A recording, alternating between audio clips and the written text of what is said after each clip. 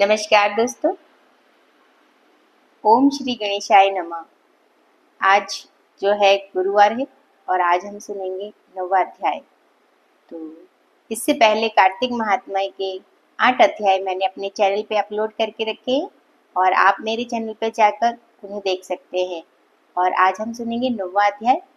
और इसी के साथ अगर आप मेरे चैनल पर नए हैं तो आप मेरे चैनल को सब्सक्राइब करके बेल आइकन का बटन जरूर दबाएं ताकि आगे आने वाले सभी कहानी कथा के व्रत त्योहार के नोटिफिकेशन आपको मिल सके।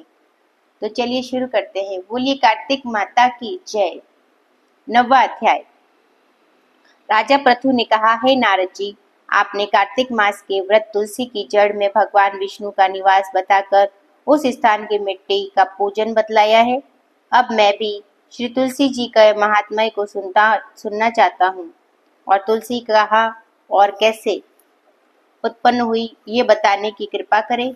और नारद जी ने कहा कि हे राजन, एक समय जब देवगुरु बृहस्पति और देवराज इंद्र कैलाश पर्वत पर शंकर जी का दर्शन करने के लिए गए तो शंकर जी ने उनकी परीक्षा ली और उन जटाधारी दिगंबर ने उनका मार्ग में ही अनुरोध कर डाला।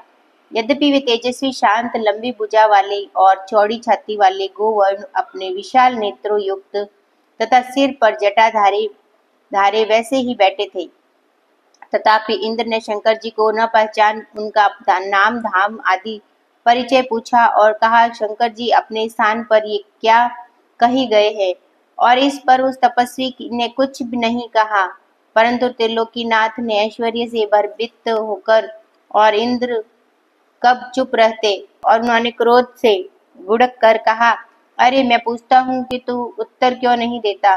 मैं अभी तुझे इस वज्र से मारता हूँ, फिर देखता हूँ तुझ दुर्मति की रक्षा कौन करता है। और फिर ज्यों ही दिगंबर को मारने के लिए हाथ में वज्र लिया, त्यों ही भगवान शंकर ने वज्र सहित उसका हाथ स्तंभित कर दिया और विकराल नेत्र कर ज्योति से उसे देखा तो ऐसा विदित हुआ मानो वह दिगंबर प्रज्वलित हो उठा है, तेज से ज्वाला देगा।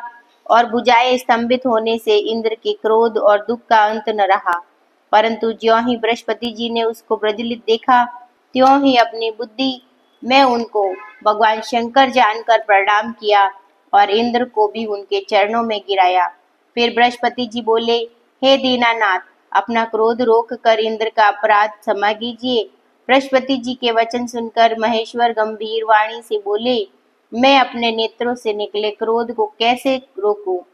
तब बृहस्पति जी बोले, हे भगवान, भक्तों पर दया करनी ही चाहिए, अतः अपना भक्त वत्सल नाम सार्थक कीजिए और इस तेज को शांत कर इंद्र का उद्धार कीजिए। तब भगवान शंकर ने कहा, मैं तुम्हारी स्तुति से प्रसन्न हूँ, तो तुमने इंद्र को जीवन दान दिलाया। अब मैं तुम्हें अपने वरदान द्वारा जीव नाम से विख्यात करता हूँ।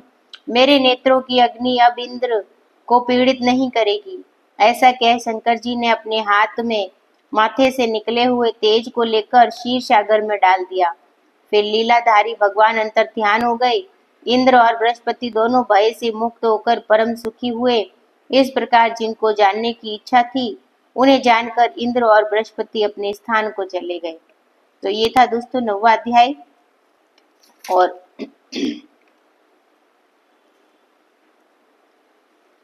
आज का ये अध्याय पूर्ण हुआ और हम अगले वीडियो में अगले अध्याय को सुनेंगे। तो इसी के साथ जय श्री कृष्ण।